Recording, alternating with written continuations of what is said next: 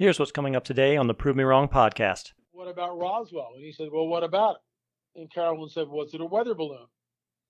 And this guy was a colonel, Colonel Hill, hung his head on his chest and just kind of thought for a minute, then let out a long sigh, looked at Carolyn and said, no, it wasn't a weather balloon.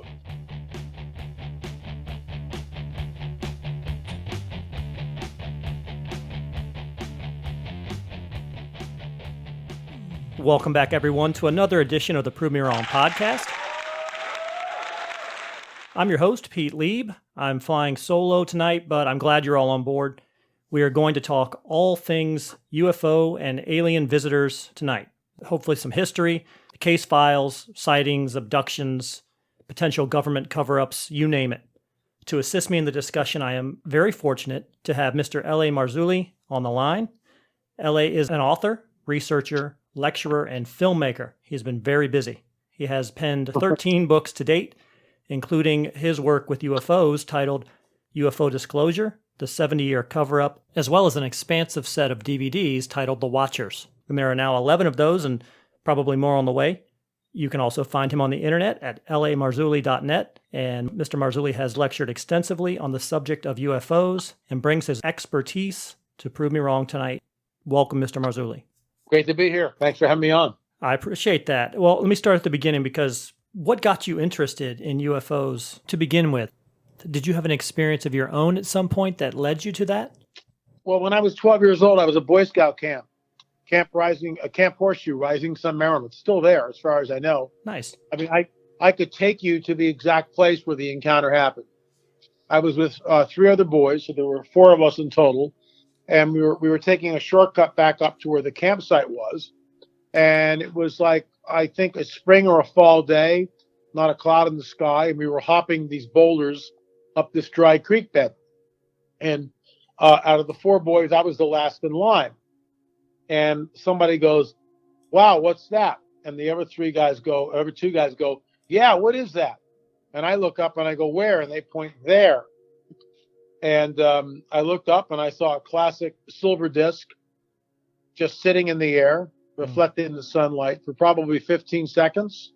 And that thing shot up straight up in the air and vanished. Classic UFO sighting. And we ran back and told everyone.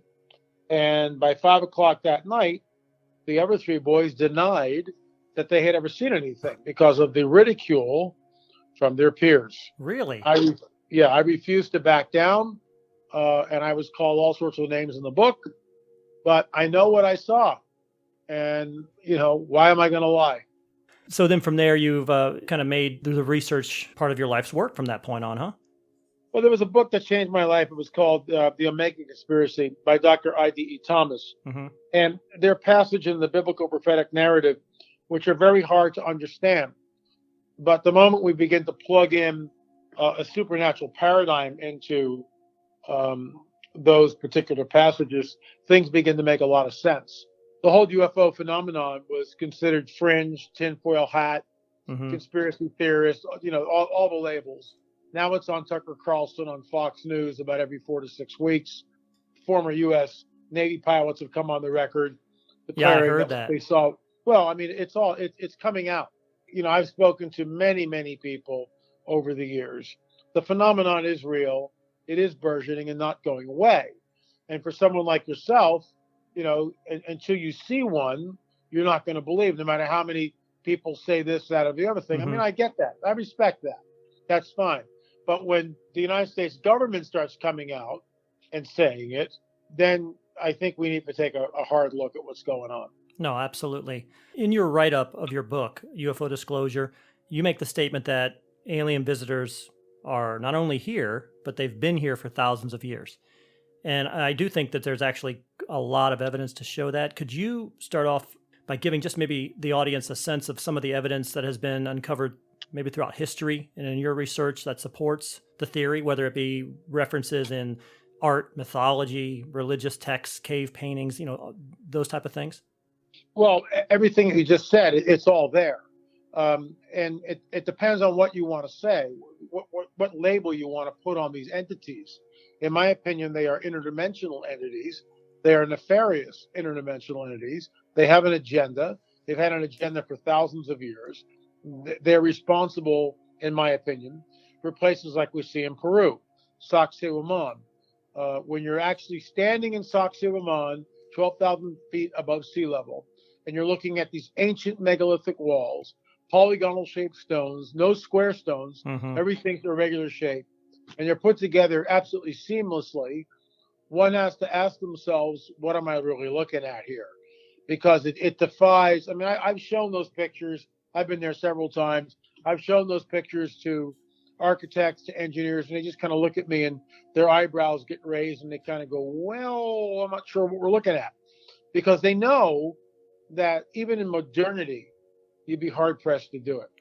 Yeah, Really to the lay person, they don't really have a sense of the scale. Because I agree with what you're saying there. They don't have a sense of the scale of the size of the stones and the difficulty in putting them in place to the point where you can't get a piece of paper in between the seams. Correct. And the precision of the cuts and the precision of the circular holes that have been bored into this, to this rock that has been dated almost prehistoric. I mean, it's pretty impressive. It is. It's absolutely mind-boggling. I mean, that's just one of the sites, but there are these sites all around the globe. You mentioned the Watcher series, and we did 11 of those. I'm now working on my 7th independent film, and that series is called On the Trail of the Nephilim. And I'm working on the DNA. This particular film is called The Expert DNA Analysis. And we've been down there since 2013 looking at these enigmatic elongated skulls. And about every 4 to 6 weeks, there's another article that comes out in all media outlets talking about elongated skulls and its cranial deformation and cradle headboarding, and they did all this. Not so fast, citizen. That's not what's going on. In many cases, it is what's going on. I get that. But in the Paracas elongated skulls and in other skulls, we've shown conclusively, and that's what this new film's about, that something else is going on here, that this is genetic. It is not the result of cranial deformation or cradle headboarding. And the fact that the mitochondrial DNA, which comes from the maternal side, the mother's side of the equation, we have 56 samples, Pete. Wow. 56 samples. And out of the 56 samples, about 28 of them sequenced. And many of them showed unequivocally a Middle Eastern or European haplogroup. That's what the science shows. So, for the scientists that may be listening to this and are scoffing and yelling and screaming and puffing up and, blustering around the room and all upset, the bottom line is you're a scientist. You're supposed to go where the evidence leads. That's exactly what we did. But they'll fault us in every way imaginable and say, oh, but DNA was contaminated. It was this, it was that, it was this. We have 56 samples. The call for contamination, which is what they immediately go to, that's their fallback position. Well, if it was contaminated, then why didn't we get nuclear DNA? In other words, if I contaminated the sample, then we would have nuclear DNA because I'm providing it. Guess what? There's no nuclear DNA in any of the samples. That's really, really telling. So the bottom line is these so-called scientists really don't want to look at the evidence.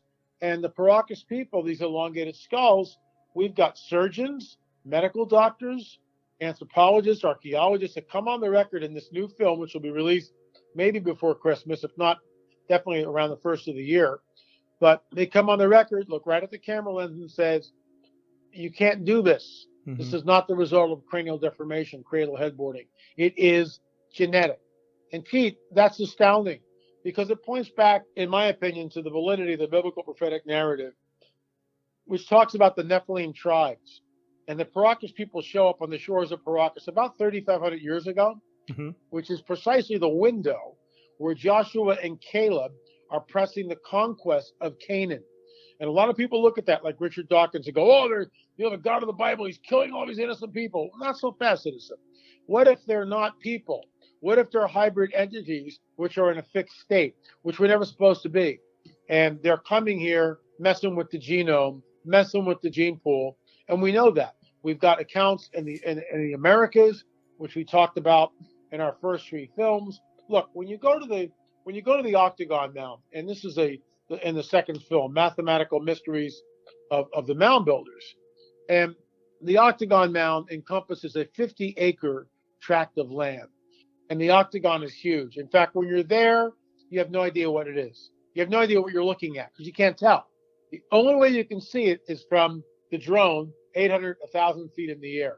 Then you get an idea what this thing is. So it begs the question, how does an ancient people create an unequal octagon? It's not even equally sized. Two of the sides are unequal. So it's an unequal octagon.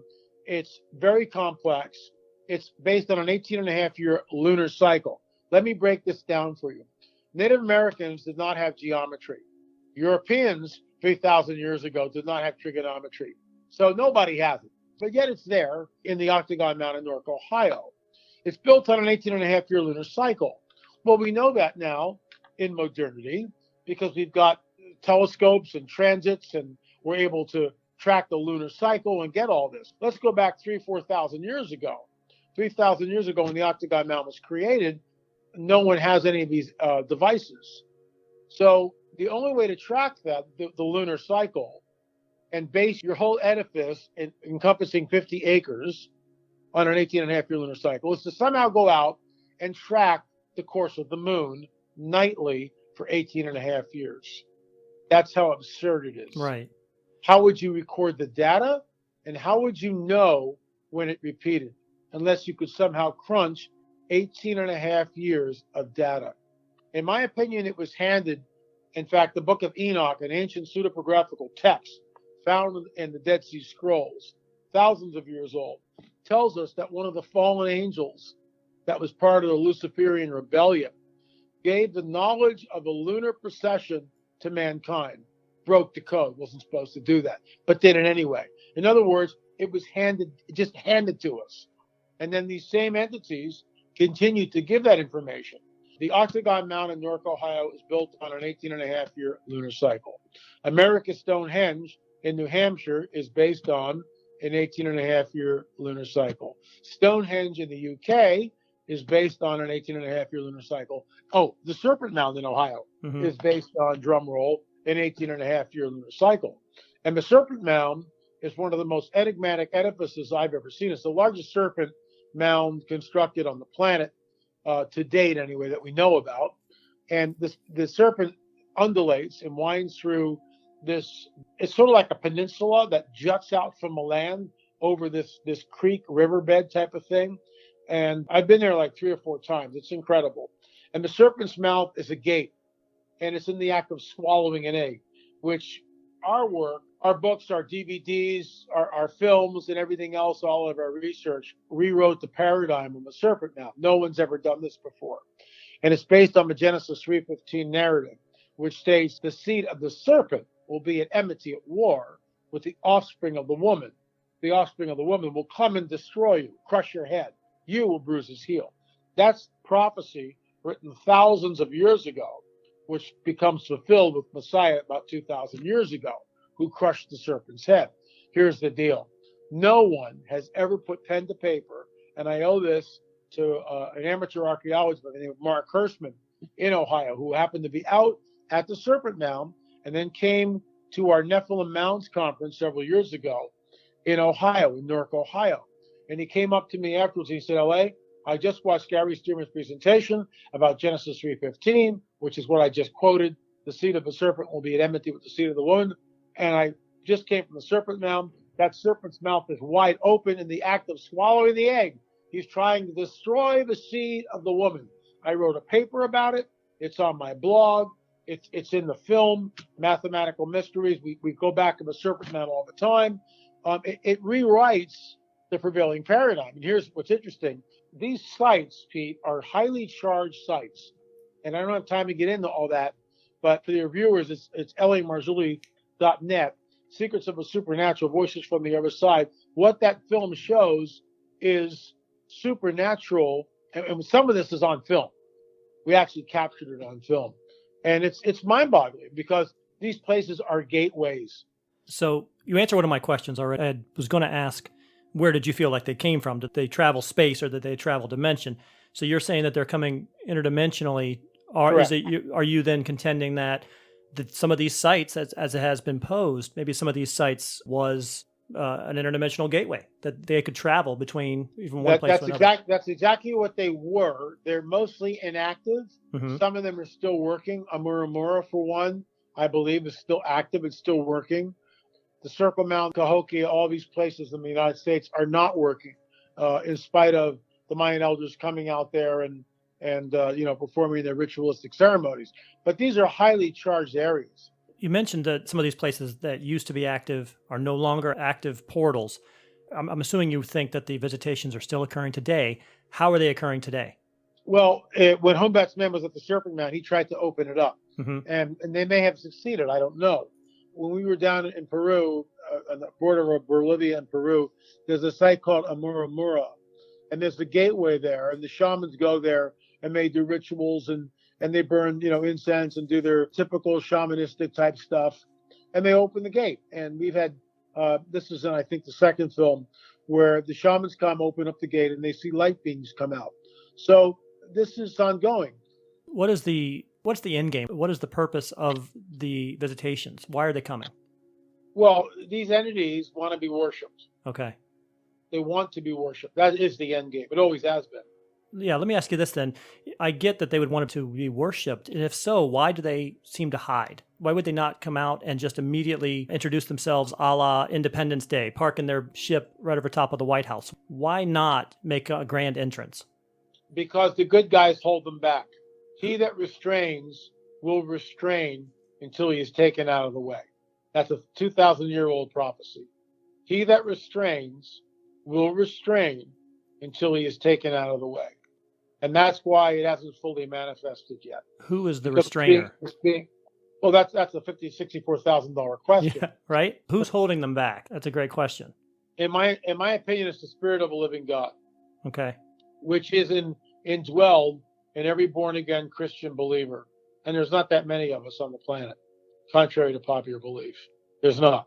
There's millions, but that's, with 7 billion people, that's not that many. So do you feel that these visitations are more spiritual in nature versus just a different race of humanoid? They're actually more angelic in nature. They are fallen angelic entities, which are hell-bent, literally, on deceiving as many people as they possibly can. They want to be worshipped, and prophecy tells us that they will be at the latter days, at the very end of this particular age, before we shift into the next one. So we're looking at it. It's already here. All my research points to it. The alien abduction and subsequent implant that we showed on film. When I started talking about that, I was laughed at. Till in our Watchers 8, where we actually showed the implant, the X-ray, the CAT scan, the ultrasound, the whole 9 yards, and then we take the thing out, and all of a sudden the naysayers are crickets. No one says a damn thing because they can't. Because it's on film. We took the thing out. There's an implant in this guy. Someone spent a lot of time and a lot of energy putting this implant in this guy's leg. So let me back up just for a moment. So there was a gentleman who was abducted.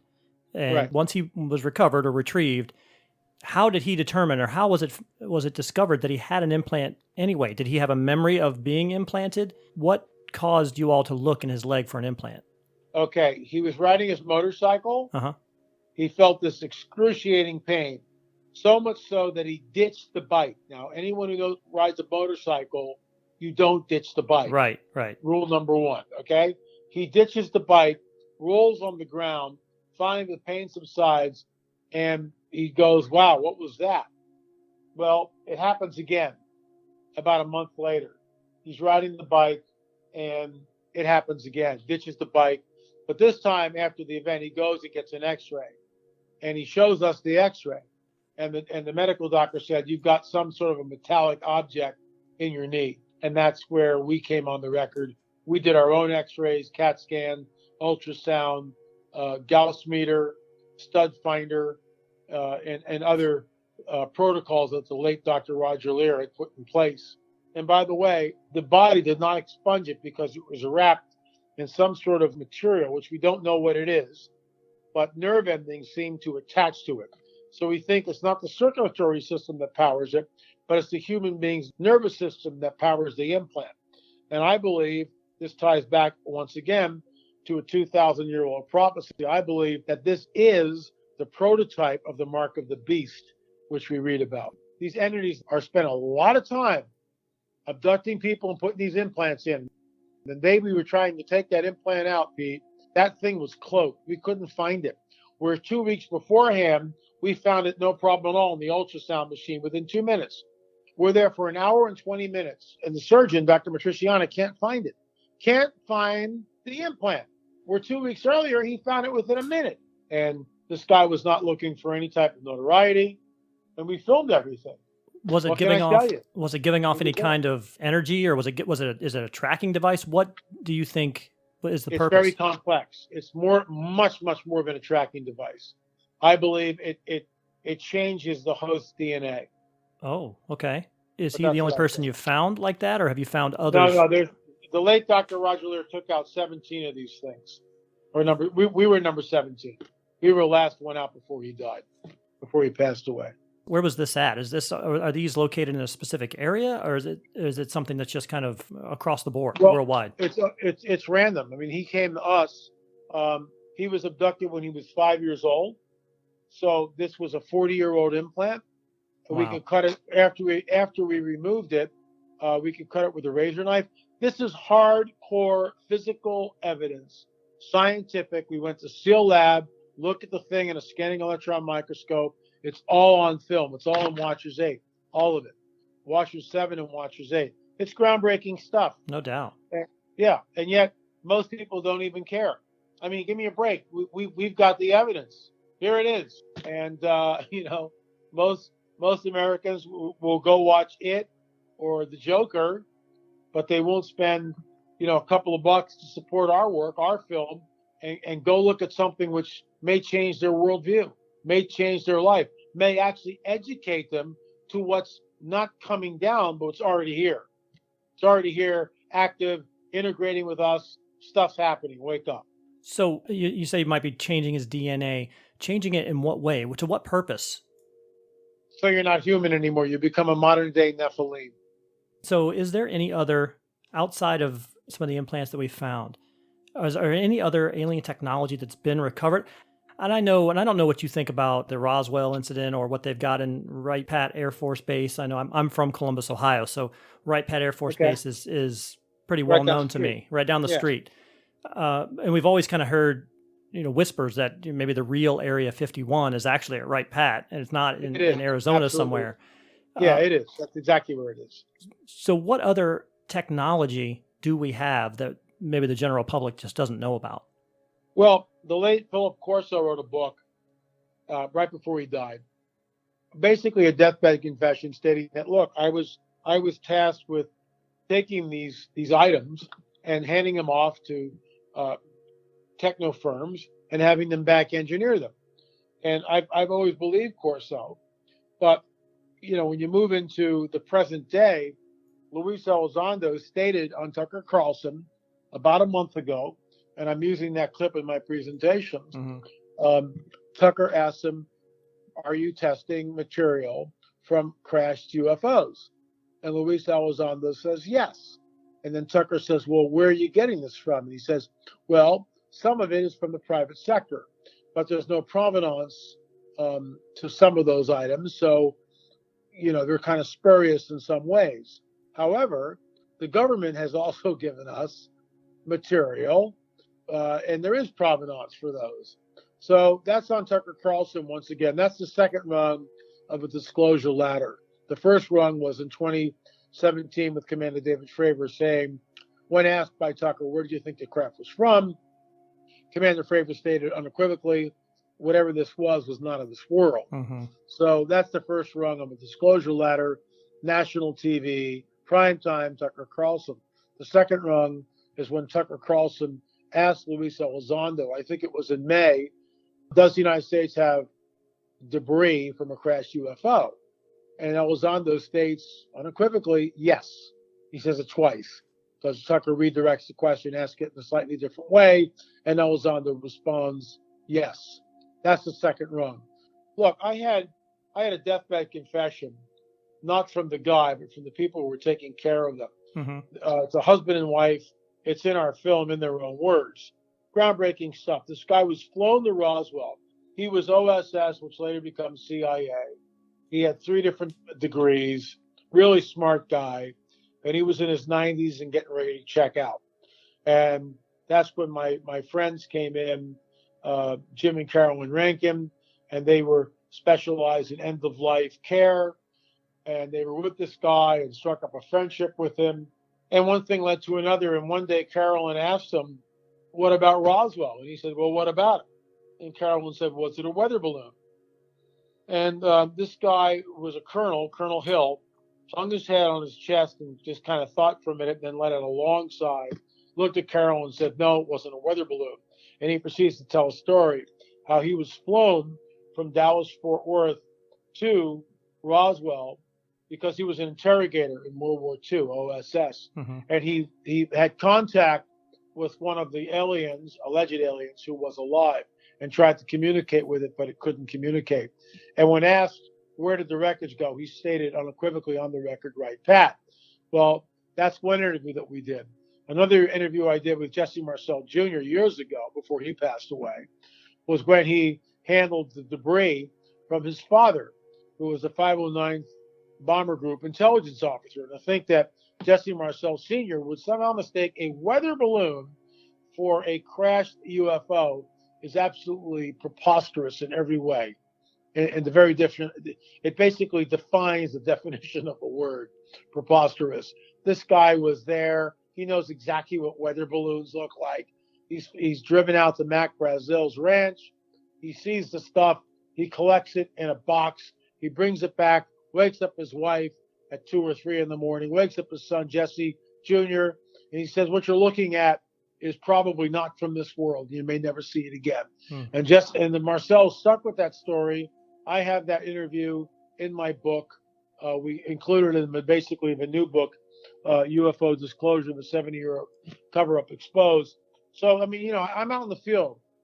I'm rubbing elbows and talking with the people that have handled alien bodies, that have tried to communicate with so-called ET, that handled the wreckage and then watched their father completely maligned in every way because of the cover-up. But they stuck by their story, and they never changed it. So there you go. I'm sure you're familiar with Bob Lazar. What do you think of Bob Lazar's claims about his work at Area 51? Yeah, I mean, I got the DVD when it first came out. I said, this is the real deal. I talked to Lazar in the 90s. I think it's like 94, 95, 96, somewhere in that time. There was a little, Gary Schultz had a conference out at the Little Alien Inn, and Lazar drove out to that, and I got to interview Bob. I had no camera or recorder. I wasn't doing what I was doing then, but I was getting material for the first book I would ever write, which is the first book one of the Nephilim Chronicles, or the Nephilim trilogy, I should say. And I've always believed Lazar. He's never changed his story. At this year's 2019 Branson Conference with Gen 6, hosted by Steve Quayle, the True Legends Conference. And by the way, folks, you can get the live streaming of that. Go to truelegends.com, and it'll blow your mind. It's cutting edge stuff. But Steve and True Legends and that whole Branson Conference, they had George Knapp there. And George Knapp was the guy that broke the Lazar story. Right. He was at one time. So I got to talk to George, and I hope to interview George here in maybe next couple of months for a film that we're working on to update our latest UFO film. But I just looked at George and I said, I've always believed in Lazar's story. I thought it was credible. They erased this guy, that they have the power to do all that. It's no problem for them. And, he's been credible for 30 years? So, yeah, I mean, I believe what Lazar handled, what he saw, I think he's very forthright. I don't think he's exaggerating. And the guy was a whistleblower. When you go out and you say you're on your boots on the ground, you're doing research, you're having interviews, how skeptical are you of these claims that you receive when they come to you, especially nowadays in the era of the doctored video? You can't believe anything you see on the internet anymore. Any photo you see has been doctored. Any video you see has been doctored. How do you identify the truth from the fake? Well, I've interviewed definitely hundreds of people, possibly thousands, I don't know, over the course of all these films and all these interviews. And there just comes a point where, you get a sense of people's body language, of what they're saying. And, I've been down some rabbit trails. I've been down some wild goose chases. I mean, I totally get that. Sure. But, it is what it is. And, you just got to go slow.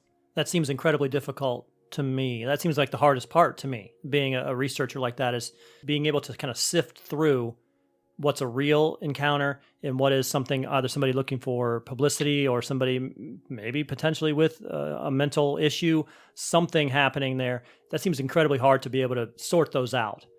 But why would the U.S. government, it seems like they've been covering it up for 40, 50 years, but then there were no restrictions on that Air Force officer who had this, this encounter and has spoken about it numerous times. There has been no order for him not to talk about it. He's been under no restrictions. Why the secrecy for the first 50 years since Roswell? And then suddenly now people are on Tucker Carlson, a very, very mainstream program, and talking with impunity. For whatever reason, they're letting it out of the bag. And, my guess is that, look, when these guys really show up, it's the ultimate game changer. Absolutely the ultimate game changer. And it's a paradigm shift in ways that we can't even possibly fathom. Do you think that the government has already kind of set a plan in place for unveiling this, for this introduction, and they're just kind of basically waiting for the time? I mean, they already have. I mean, we've seen it being rolled out on Tucker Carlson and all media. I mean, all media have covered the David Fravor story. It's constantly, being regurgitated. Even 2 years later, they act like it's new news, and they're rolling it out. So the people that I travel with, we're conversing amongst ourselves and wondering, what's the third rung on the ladder? Video from 1945, or not 45 necessarily, but let's say 1947, the Roswell crash. Mm-hmm. Is that what we're looking at? There are other crashes that they could use. At some point, see, the cat's out of the bag, and the American people did nothing. The church did nothing. Most people just yawned and went back to sleep. So it's a test. Well, depending on your point of view, now it might be the perfect time to roll this out, because to your point, the larger public generally seems asleep with the reliance on social media devices and kind of always with their head down in their phone. Things happen and no one pays attention. No one sees it. No one knows. So, I mean, if there was going to be a time when something was going to be introduced or rolled out, and I was reading an article, and they were talking about some drills that they were doing. The government was doing a drill regarding what would happen if there was a meteor that was on its way. It's 10 years out, and we are doing exercises to try to derail it, move it, destroy it before it hits. And obviously their simulation failed. A portion of that still hit and destroyed New York. And they said, well, our simulation failed. This isn't really going to happen, but we were just simulating this. Well, then over the next couple of months, there was article after article after article about near-Earth asteroids or meteors or what have you going past the Earth. And I looked at my wife at the time and I said, they're just socializing us to the event, or to the eventuality that this is going to happen. There may be something out there right now that they already know, and they're just kind of warming us up, saying, we're doing these exercises now because, we just want to make sure we're ready, when in fact they know it's happening. So to me, that kind of fits in the same frame as maybe rolling out that first encounter on a grand scale. And I wouldn't be surprised, honestly, if there were those type of entities in the government right now, embedded in the government itself.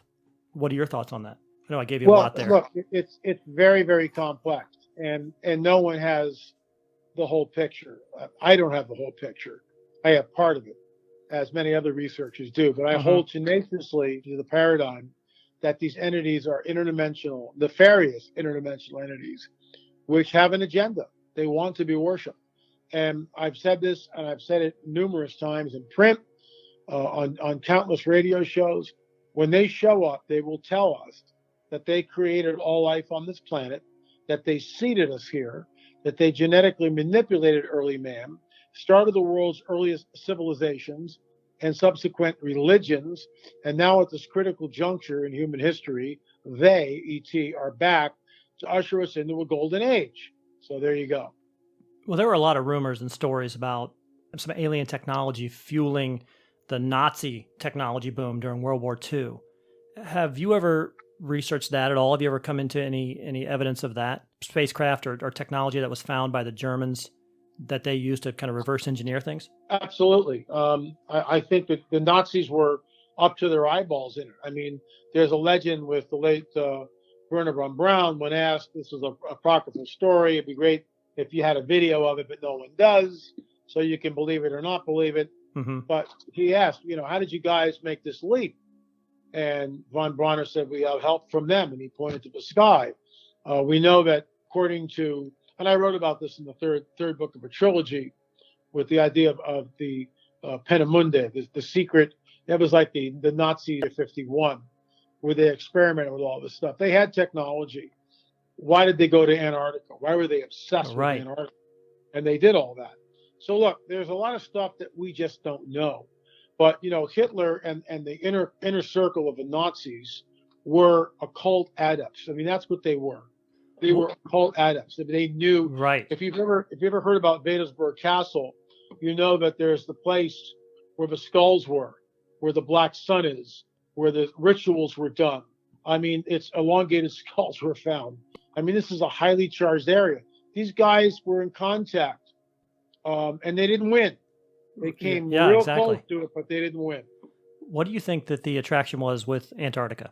It's a really good question. I mean, people, Steve Carell's written the book, Under the Ice and all that. It's a lot of it's hearsay, not from Steve, but it's a lot of it's hearsay that we read about. Something's going on down there. Mm-hmm. You get the Piri Reis map, which has always intrigued me. It shows Antarctica without ice. How is that possible? Look, there's a hidden history. There's the history that we don't know about. We've talked about Sacsayhuaman. You could go to Teotihuacan in Mexico. You could go to the Great Circle Mound or the Octagon Mound.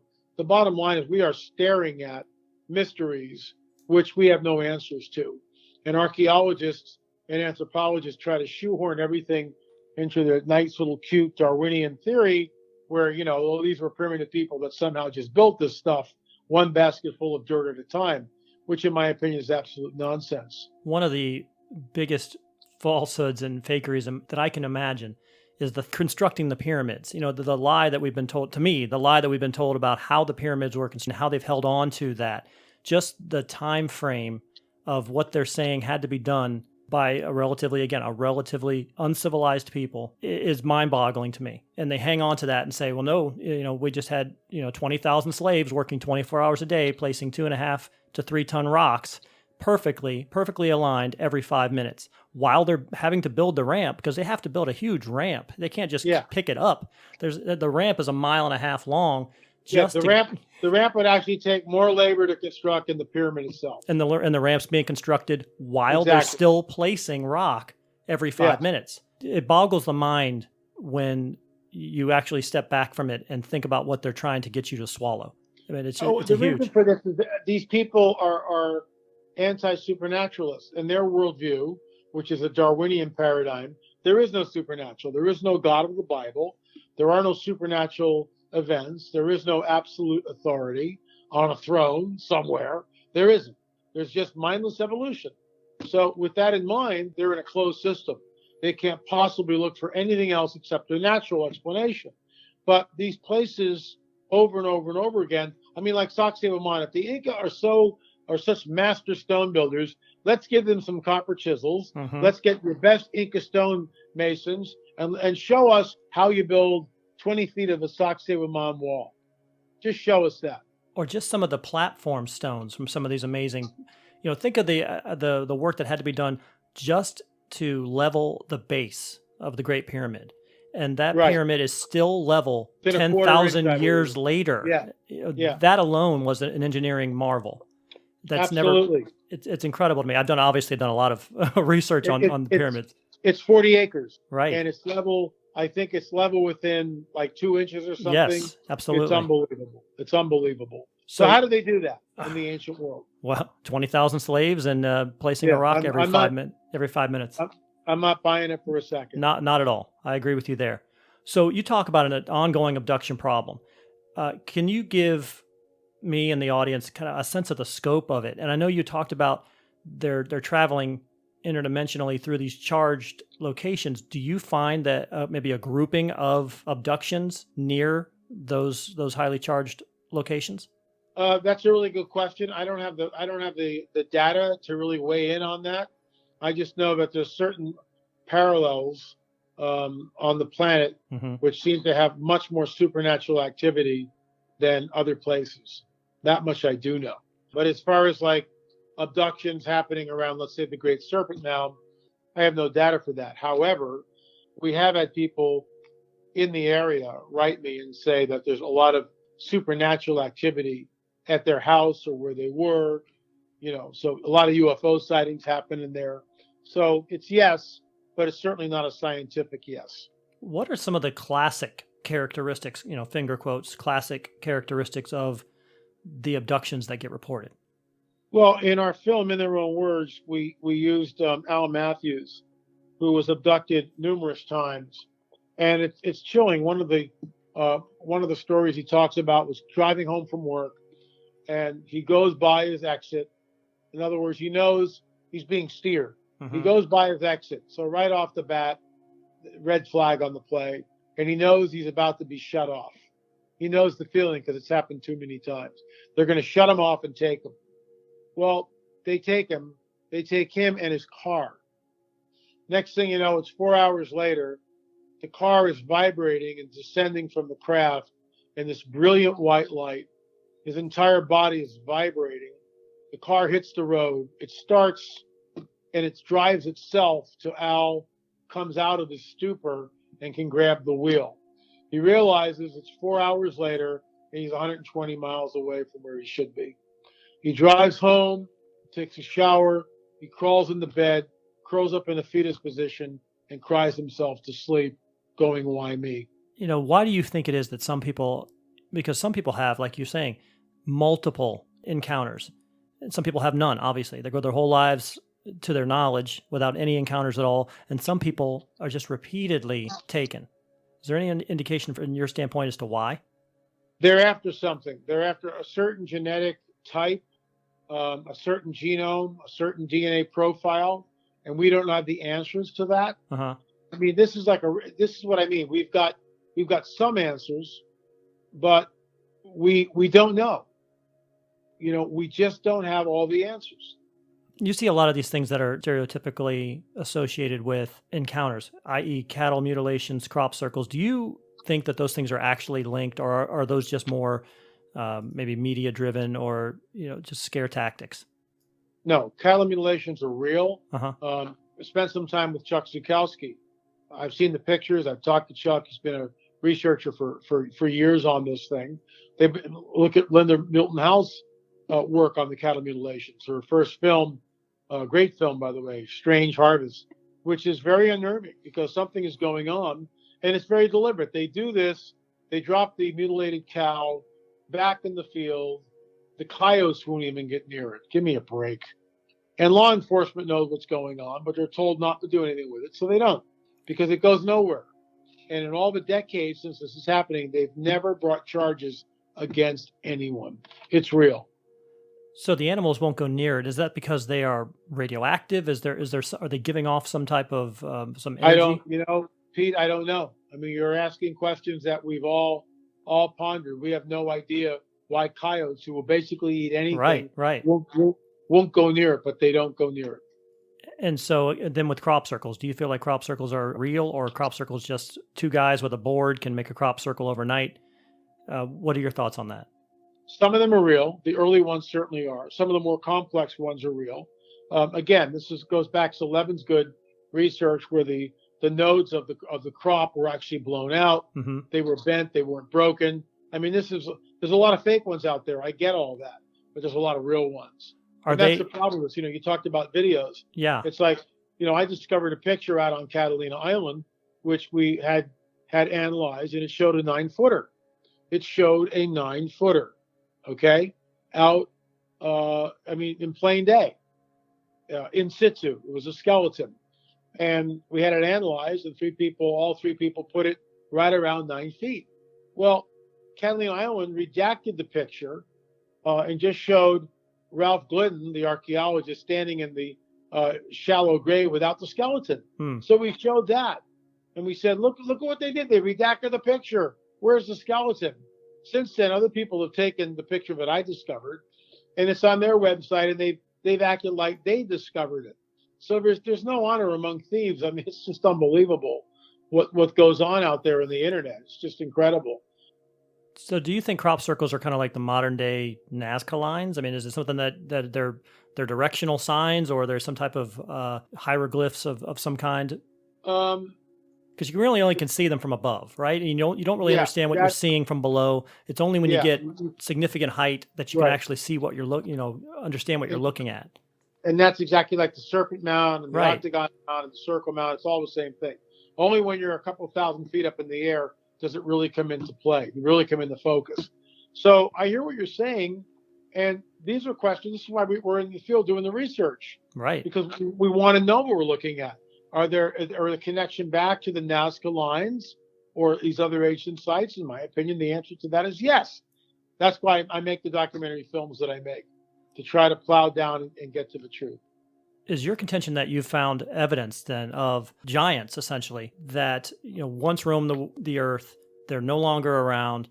Where is the other evidence of that? Why is that being withheld? Why is that being hidden? Because it points back to the validity of the biblical prophetic narrative. It also points back to the validity of the Native American oral tradition, that the giants built this stuff. And that goes against the Darwinian paradigm, because you can't have giants in the Darwinian paradigm. Right. You can't have elongated skulls in the Darwinian paradigm. You just can't have it. It blows their whole stinking theory right out of the water. That's why all this is deliberately obfuscated from the people of the world, in my opinion. Well, it definitely doesn't make sense to me. The educated of today, the educated elite, they think that where we are right now has to be the best we've ever been. We've never been better than this.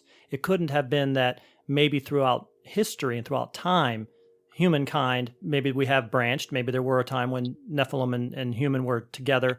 Maybe there were a time when we were civilized, as we are now, previously, and that has risen and fallen over time. That to me is just mind-boggling, that these people who are educated they'll make leaps and assumptions about things like how they built the pyramids or how they built all these other structures in South America, but they won't simply take that one last step and say, maybe there was a greater civilization or a greater understanding of the world than what we have currently thought.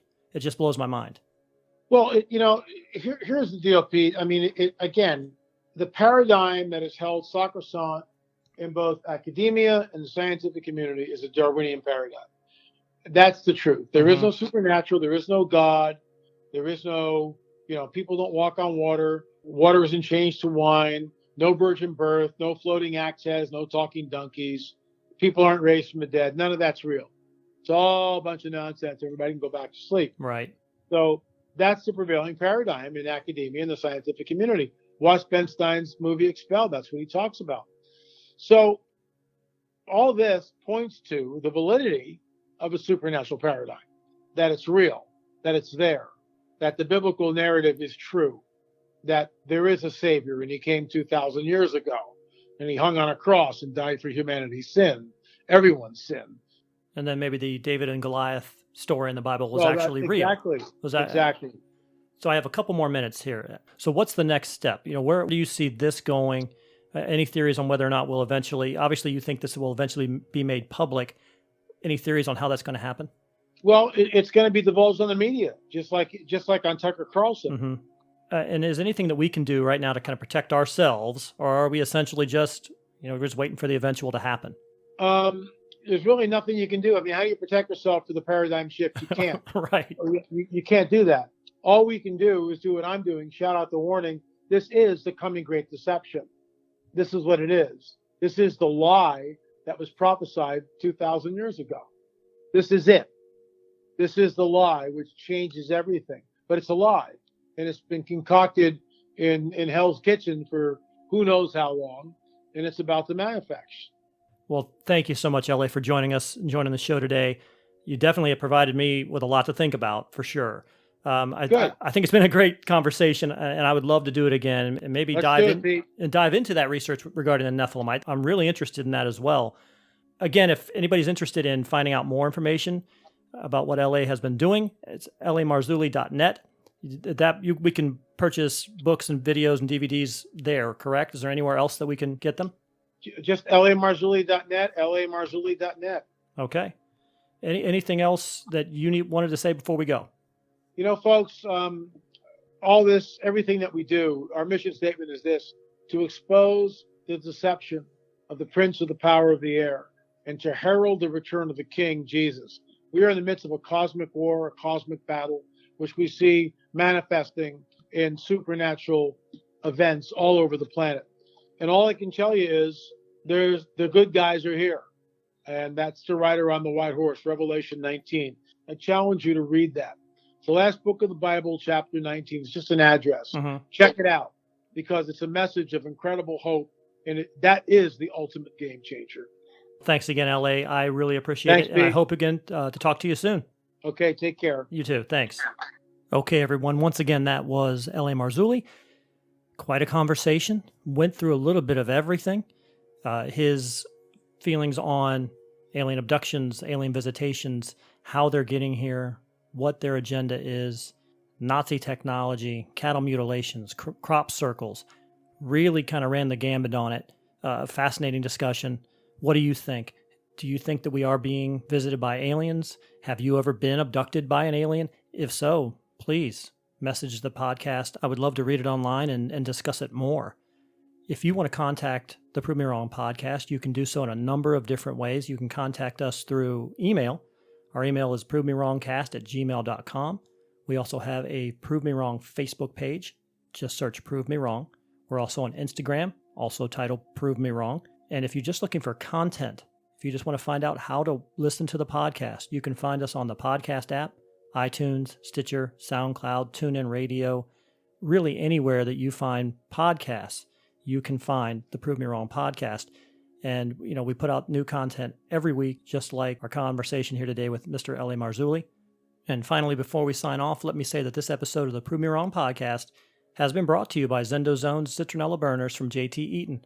They're shaped like fearless little tiki gods, so let Surf and Stan, Hawaiian Howie, and Luau Lily bring the islands to your backyard with ZendoZones citronella burners. ZendoZones uses 3% citronella candles and incense cones, and they're perfect for patios, decks, backyards, campsites, poolsides, outer space, and more. Enjoy the outdoors again. They're now available on Amazon and at Ace Hardware. Collect them all today. So again, for my guest today, L.A. Marzulli, you can find him on lamarzulli.net if you want to find out more information about UFO encounters and alien abductions. And for the Prove Me Wrong podcast, my name is Pete Lieb. I'll talk to you again soon.